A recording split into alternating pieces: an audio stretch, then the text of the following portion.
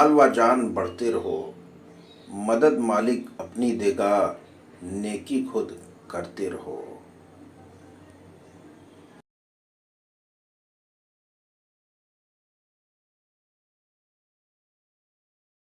खाना नंबर 5।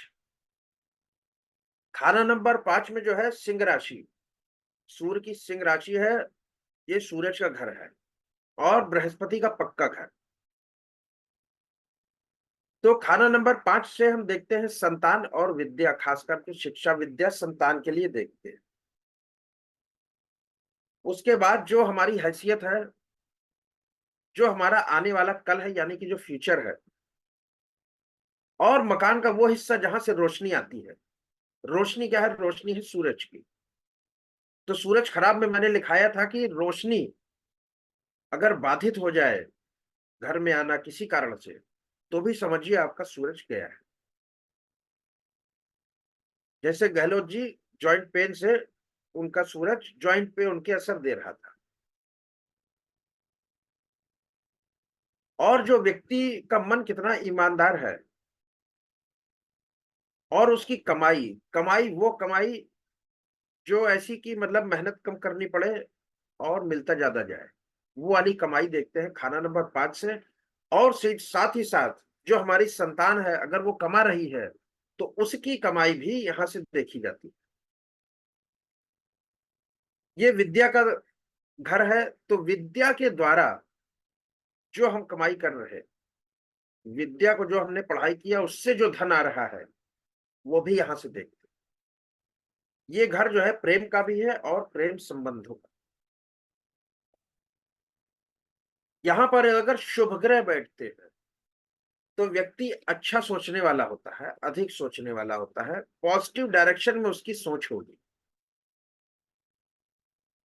और अगर यहाँ पर अशुभ ग्रह बैठ जाएंगे,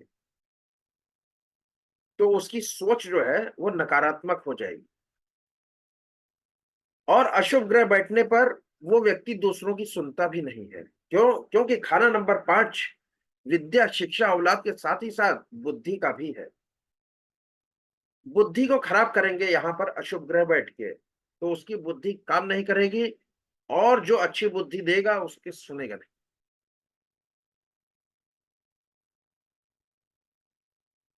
औलाद का धन हो गया। औलाद से हमको कैसा सुख प्राप्त होगा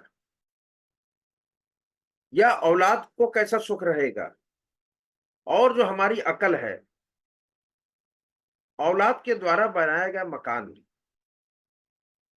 और जो हमारे ये जो पाचन शक्ति की जो ताकत है, वो भी खाना नंबर 5 से देखते।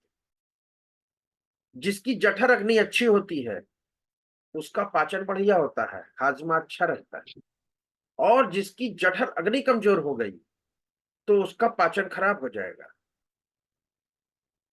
हमारी जो ये पांचों इंद्रियां हैं, ये भी देखते हैं खाना नंबर 5 से। और औलाद पैदा होने के बाद, औलाद का जन्म होने के बाद का जो समय है, वो भी 5 से देखा जाएगा। संतान का भाव है, ये भाव अच्छा होगा, तो औलाद पैदा होने के बाद भी फल अच्छा मिलने वाला है। और ये आंगन है खाना नंबर 9 का। और जो सूरज का जो सुर्ख लाल रंग है, वो भी देखा जाता है खाना नंबर 5 से। अब खाना नंबर 5 को देखने के लिए हमको 4 ग्रहों की आवश्यकता पड़ती है। पहला है सूरज, दूसरा बृहस्पति, तीसरा राहु और चौथा केतु। जिस भी जन्म कुंडली में ये 4 ग्रह अच्छे होंगे, उसको खाना नंबर 5 की चीजें आसानी से मिलेंगी। और जिसके ये 4 ग्रह खराब हो गए, तो खाना नंबर 5 से मिलने वाली चीजों में तकलीफ और दिक्कत आई। तो बृहस्पति को हम कहते हैं कि दोनों जहां का मालिक। ये रंग बिरंगी दुनिया है, और जो दो जहां है, दोनों जहां का मालिक बृहस्पति है। कि जैसे एक जो पराविद्या अपराविद्या होती है, दोनों विद्याएं, उनका मालिक है बृहस्पति। और जो ये संतान है, संतान कौन है? संतान हम देखते हैं किससे? केतु से। और ये जो केतु है, ये केतु भी एक दिन जो है सूरज बन जाता है। तो उस केतु को सूरज में कौन बदलता है? वो भी केतु ही बदलता है। यानी कि एक लड़का पैदा हुआ आपके, फिर जब उस लड़के के लड़का पैदा होगा तो वो लड़का सूरज बन जाएगा और आप बृहस्पति बन जाएंगे। यही कारण है कि केतु की जो अशियाएं हैं उसमें हम औलाद देखते हैं, यानी कि अपनी पुत्र संतान देखते हैं और पोता भी देखा जाता है।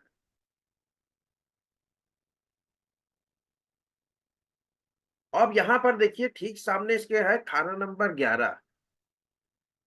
तो खाना नंबर 11 क्या है? शनि का।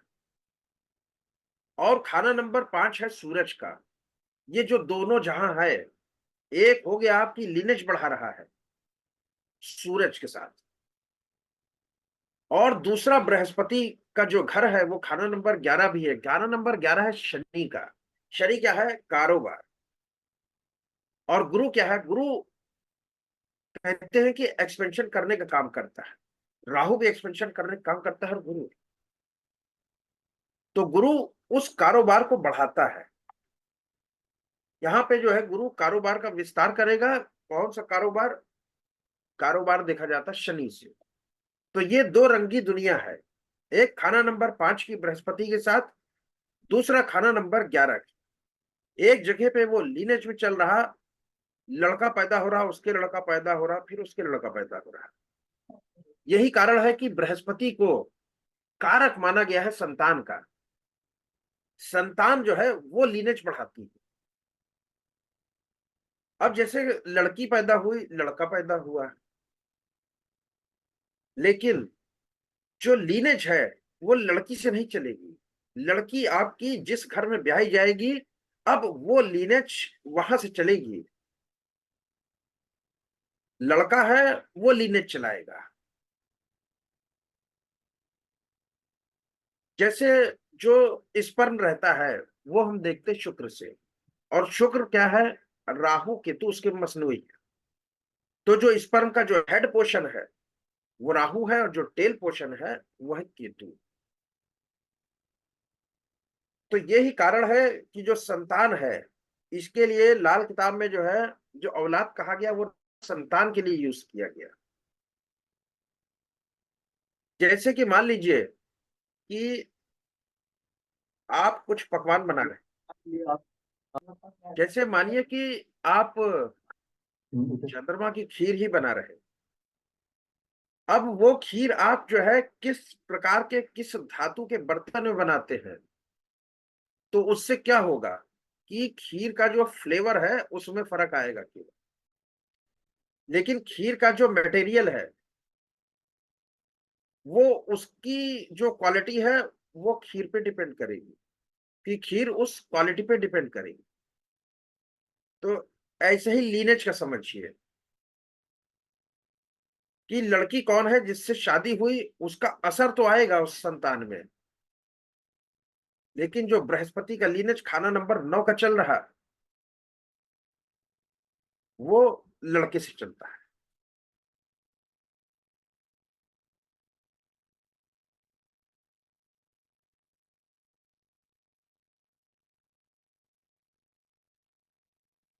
अब ये पंडित जी ने कहा, ये जैसा कि मैंने 4 प्लैनेट बताए, उसी का दोहा लिखा है पंडित जी ने कि गुरु रवि और राहु केतु कहीं भी इसके बैठे हो, फल वैसे ही घर पांचवे के उस टेवे में होते हैं। बृहस्पति, सूरज, राहु और केतु जैसा कि मैंने बताया, अच्छे बैठे हैं फल अच्छा होगा, खराब बैठे हैं खराब होगा।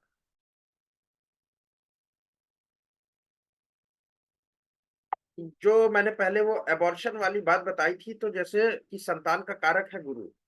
अब गुरु को खराब कौन करता? राहु खराब करता। राहु आपका खराब हो गया, बृहस्पति को खराब कर रहा, तो क्या होगा? संतान प्राप्ति में तकलीफ होगी। क्यों? क्योंकि संतान का कारक है गुरु, और राहु गुरु को खराब कर रहा। और अपने बॉडी से जितनी भी चीजें बाहर की ओर आती हैं, निकलती हैं, वो सारी की सारी जब तक राहु एक्टिवेट नहीं होता नहीं निकलती। चाहे हमारी उत्सर्जन की क्रिया हो, कि यूरिन कर रहे हैं, स्टूल कर रहे हैं या वोमिटिंग कर रहे हैं। बॉडी से जो भी चीज बाहर आ रही उसमें राहु का रोल होगा। तो ऐसे ही जब किसी स्त्री का गर्भपात हो जाता है कि भाई प्रेग्नेंट है, लो टिका नहीं, एबॉर्शन हो गया, किसी कारण से करा लिया या खुद हो गया, तो उसमें क्या है, राहु का रोल सबसे ज्यादा रहता है। यही कारण है कि लाल किताब में बृहस्पति, सूरज, राहु और केतु को भी लिया गया। केतु केतु क्या है, खुद संतान है।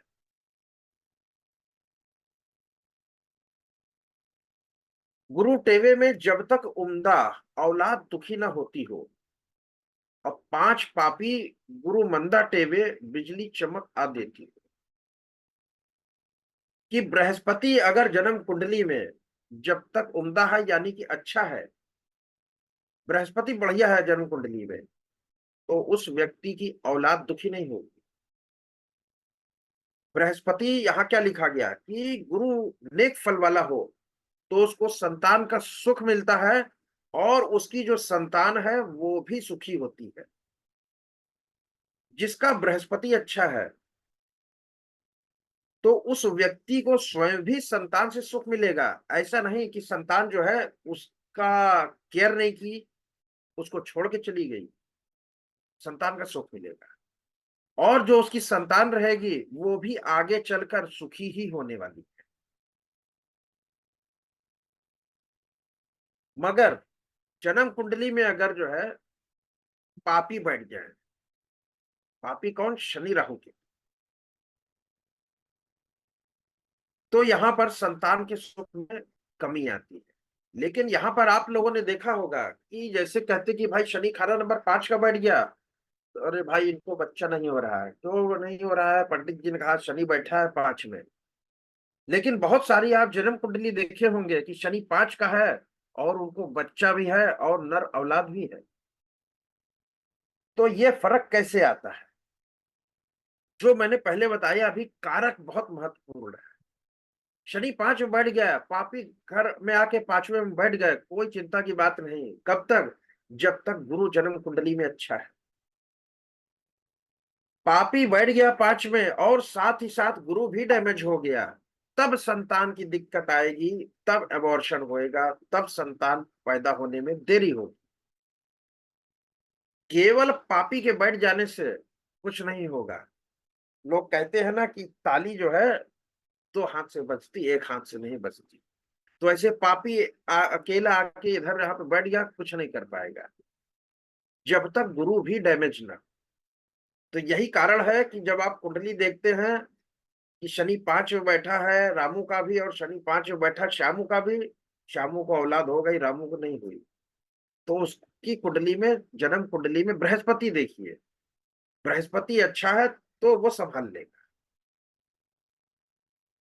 शनि शुक्र या दो कोई मंदा, बिजली कड़कती मंदी हो, चंद्र भला हो चमक हो उमदा, असर हाल दो जलती हो।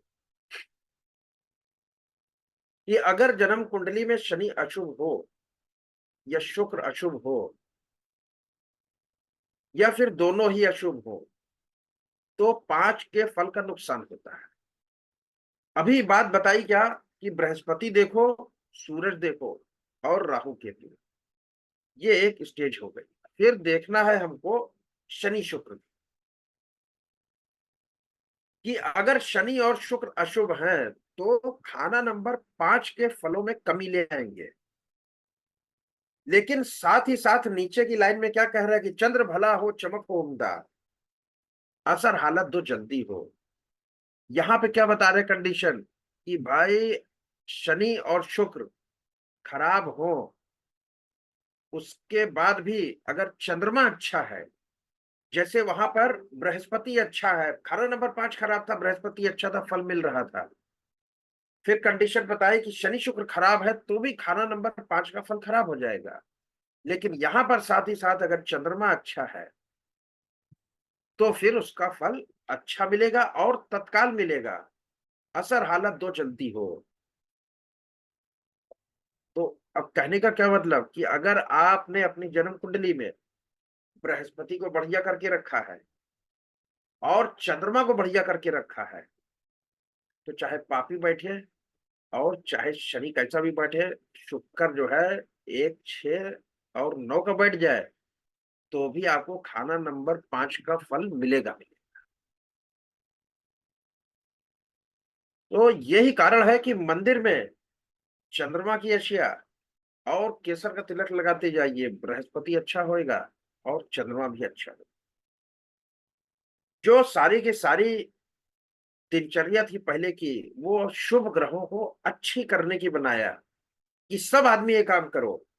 जन्म कुंडली है, नहीं है, दिखा रहे, नहीं दिखा रहे, ये काम तो करते जाओ, तो फल तो मिलता रहेगा।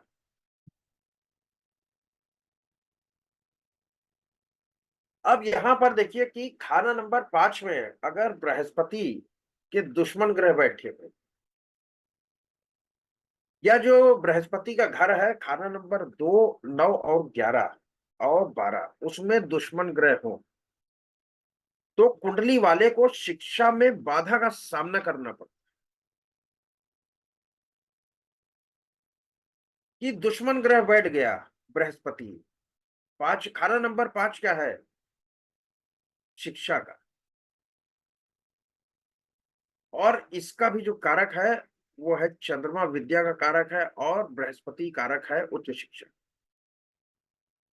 तो अगर बृहस्पति के घर खराब हो रहे हैं, शत्रु ग्रह बैठ रहे हैं, तो कुंडली वाले को शिक्षा में तकलीफ आएगी ही आएगी, चाहे वो फेल हो या उसको फीस भरने को पैसा ना हो, कारण कोई भी हो। अब यहां पर देखिए कि अगर खाना नंबर 2 में किसी के भी राहु बैठा हो, खाना नंबर 3 में बुध हो या केतु बैठ जाए, खाना नंबर 4 में मंगल बैठे, शनि बैठे, केतु बैठे, या खाना नंबर 5 में शुक्र हो, शनि हो, राहु हो, 9 में बृहस्पति के शत्रु शुक्र, राहु, बुध हो जाए, या फिर खाना नंबर 12 में राहु, बुध और शनि, इनमें से कोई एक, कोई तीनों या कोई दो बैठ जाए, जिसके भी कुंडली में ये हिसाब किताब होगा इनमें से कुछ भी, वो कुंडली वाले को शिक्षा में तकलीफ आई ही होगी। अब इतने सारे योग हैं, आप लोगों का, बहुत लोगों का इसमें से मैच होएगा, और केवल शिक्षा में ही तकलीफ नहीं आएगी, ये कॉम्बिनेशन रहता है, तो जो खाना नंबर 5 की मुख्य चीज हम देख रहे हैं, शिक्षा और संतान, तो शिक्षा में तकलीफ आ रही तो संतान भी बची नहीं रहेगी, संतान से संबंधित भी तकलीफ आएगी। अब बृहस्पति जो है अगर खाना नंबर 2, 4, 5, 9, 12 में हो, तो कुंडली वाले को औलाद जरूर पैदा हो, और इन घरों से अगर बृहस्पति बाहर हो, तो औलाद पैदा होने में दिक्कत होगी, तकलीफ होगी। लेकिन जैसा कि मैंने वहां पर संतान का, औलाद का उदाहरण दिया कि पापी ग्रह बैठ गया खाना नंबर 5 में, तो किसी को औलाद हुई, किसी को नहीं हुई। वैसी कंडीशन यहां भी लगेगी कि भाई गुरु इन घरों से बाहर बैठ गया, 2 में नहीं बैठा, 4 में नहीं बैठा, 5, 9, 12 में नहीं बैठा, तो ऐसे कुंडली वाले को क्या औलाद नहीं होगी? बहुत सारी कुंडली मिलेगी कि औलाद है। तो उसका कारण क्या है कि खराबी भी हो रही, उसके बाद भी अगर बृहस्पति को उसके मित्र ग्रह की मदद मिल जाती है, तो औलाद पैदा हो जाएगी। मतलब बृहस्पति में किसी ग्रह की मिलावट ना हो रही हो, तो भी जो है बेटा पैदा हो। कि बृहस्पति अकेला है, जब अभी आगे आप लोगों को बृहस्पति अच्छा खराब बताएंगे, तो उसमें कंडीशन आती है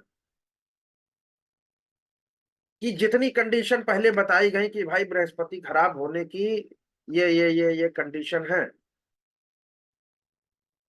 उसके बावजूद अगर बृहस्पति किसी खाने में अकेला बैठा है चुपचाप, तो वो अच्छा हो गया। अब सारे स्टेज कैंसिल हो गई, तो यहाँ पे वही चीज बताई जा रही है कि अगर बृहस्पति में किसी भी प्रकार की किसी ग्रह की मिलावट नहीं है, प्योर है बृहस्पति, तो भी उसको बेटा जरूर पैदा हो।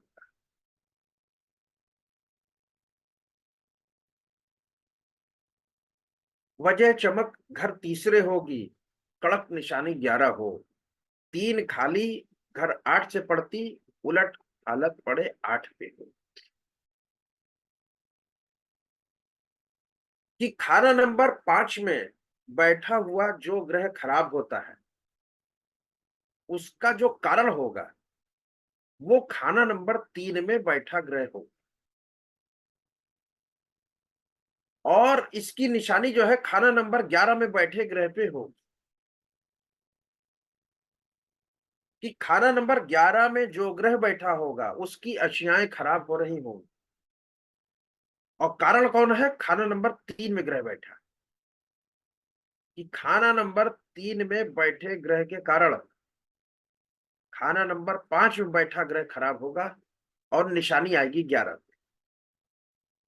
अब मान लीजिए कि खाना नंबर 3 खाली है, तो कह रहे हैं कि 3 खाली घर 8 से पड़ती, उलट हालत पड़े 8 पे हो।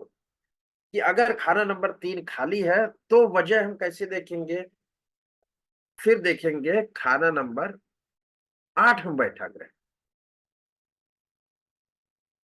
पहली बात, खाना नंबर 5 में कोई ग्रह बैठा है, उसका खराब प्रभाव मिल रहा है, तो उसका कारण कौन है? कि खाना नंबर 3 में कोई ग्रह बैठा होगा।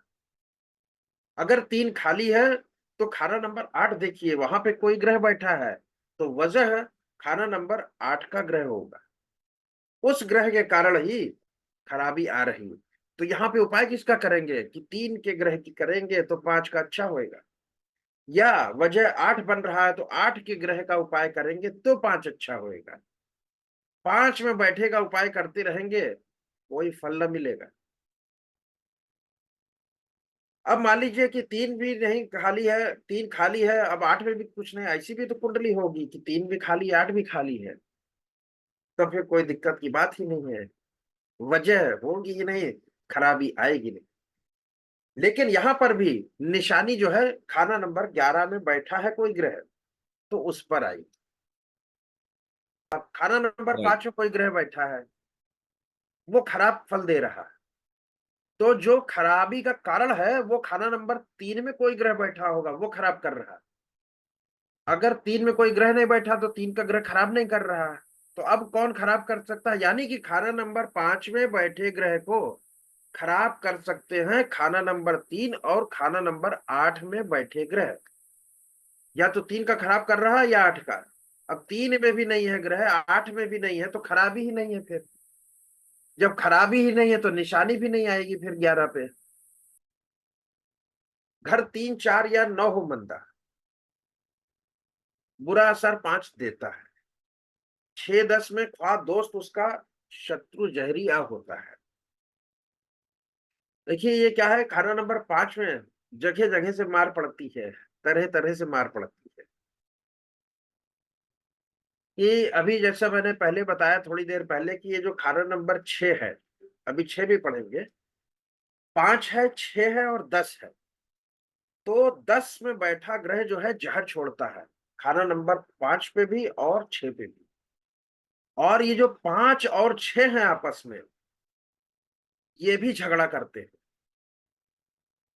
तो 5 6 और 10 इनमें ग्रह बैठा है, तो ये आपस में झगड़ा ही करते हैं, चाहे मित्र हो या शत्रु हो, इनका झगड़ा होएगा ही होएगा।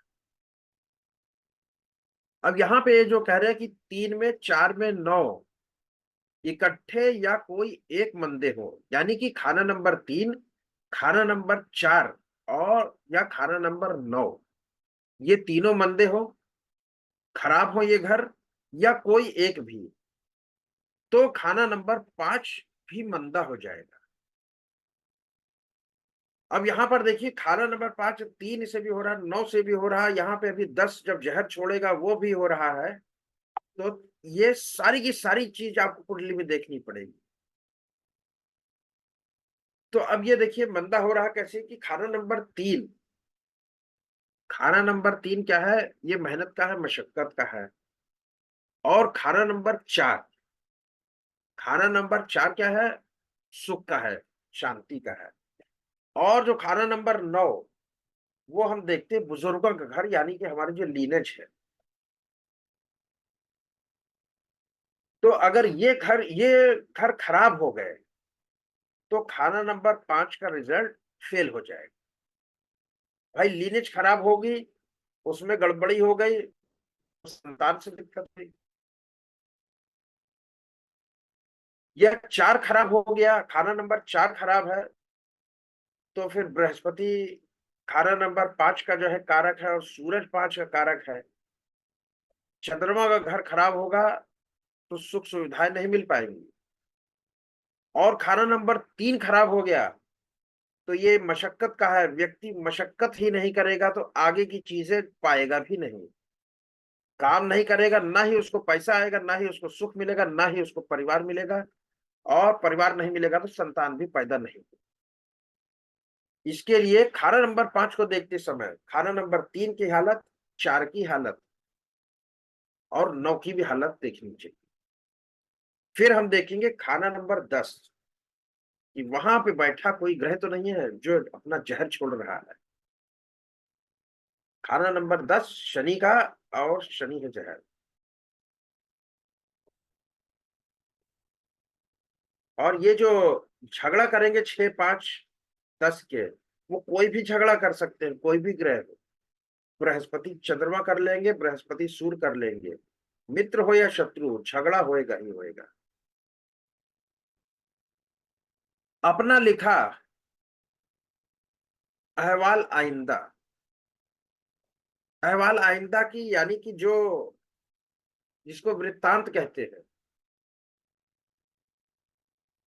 गुरु रवि से चलता हो।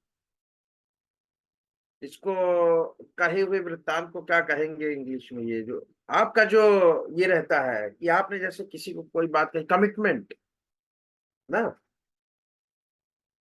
तो अपना लिखा अहवाल आइंदा गुरु रवि से चलता हो। केतु भला तो सब कुछ उम्दा, राहु मंदे सब उल्टा हो। कि कुंडली वाले ने जो कमिटमेंट कर दिया किसी को,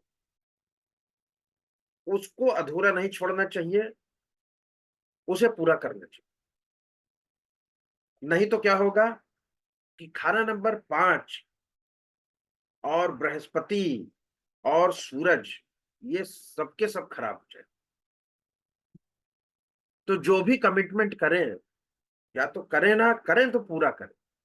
कमिटमेंट छोड़े अधूरा, जैसे मैंने कहा कि आपको मैं पूरी ग्रामर आपको 20 घंटे पढ़ाऊंगा, और मैं 18 घंटे में निपटा के निकल गया, तो हमारा बृहस्पति, हमारा सूरज और हमारा खाना नंबर 5, यानी कि हमारी स्वयं की विद्या खराब होगी, और संतान पे भी आएगी।